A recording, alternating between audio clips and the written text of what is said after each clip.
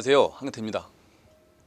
오늘은 약간 다소 좀 이렇게 특이한 얘기를 좀 하고 싶습니다. 재산권으로의 직업이라는 주제입니다. 이거 역시 드럭커 교수의 논문 중에 하나입니다. 역사적으로요, 세 종류의 재산이 존재합니다. 토지, 부동산 같은 실제 재산이죠. 돈, 장비, 비품, 개인 소유물 같은 개인 재산, 또 저작권, 특허 같은 무형 재산 등이 그겁니다. 근데 네 번째 재산이 등장합니다. 바로 직장입니다. 직장이 재산이라는 얘기입니다. 일본 정부나 대기업에서 일하는 대부분 남성들은요, 종신 고용의 혜택을 받고 있습니다. 실제 기업이 파산하잖아요. 파산하는 경우에도요, 종업원이 가장 우선입니다.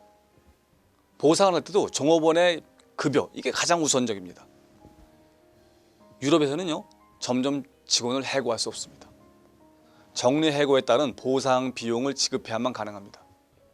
스페인과 벨기에 같은 일부 국가에서의 비용은요, 노동자로서의 평생 근무하는 나머지 전체 급여와 맞먹는 액수입니다.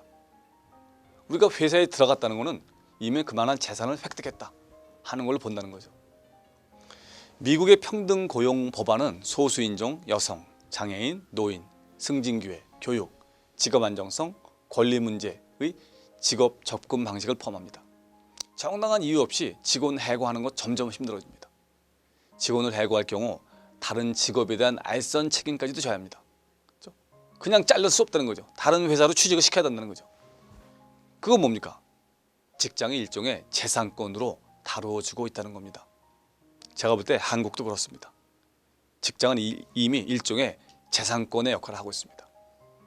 토지 소유의 역사가 입증하듯 소유는 경직성과 유동성의 위험을 수반합니다. 벨기에의 구조조정에 따른 보상 시스템은요, 종업원의 해고를 막을 수 있습니다. 하지만 이 때문에 정말 필요한 직원 채용을 할 수 없습니다. 결과적으로 원래 목적과는 달리 더 높은 실업률을 초래하죠. 종신 고용은요, 노동 집약 산업에서 지식 기반 산업으로의 탈바꿈하려는 일본의 변화도 가로막고 있습니다. 그러니까 사람을 보호하다 보니까 이 사람을 자를 수 없으니까 정말 중요한 사람을 채용할 수 없고, 그러다 보니까 노동 집약에서 지식 기반으로 넘어가는 것도 힘들다는 거죠.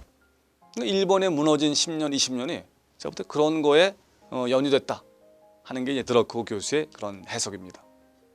제가 볼 때 우리나라도 이미 굉장히 많은 부분 이런 것들이 와 있습니다. 좀 대기업 노조를 보세요. 직업 자체가 이미 재산권입니다. 그렇다면 어떻게 하면 새로운 변화에 유연하게 적응할 수 있을까? 교육주들은 일자리가 재산권의 특성을 갖고 있고 정당한 절차 없이 뺏거나 해고할 수 없다는 것을 인식해야 한다는 겁니다.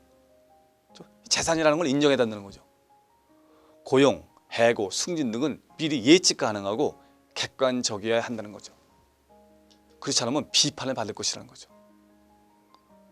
좀 무섭지만 제가 볼 때는 고용주들이 받아들여야 되는 사실인 것 같습니다.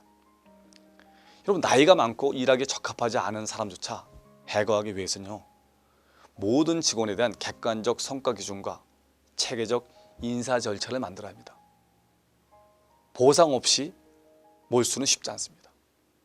구조 조정에 대한 책임도 져야 합니다.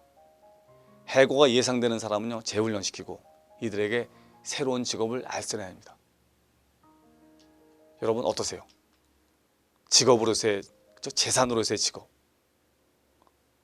좀 새롭긴 하지만요, 이미 시대가 그렇게 바뀌고 있고 고용주나 고용인들이나 여기에 대해서 좀 새롭게 한번 좀 생각을 해보는 시간이 필요하다고 생각합니다. 감사합니다.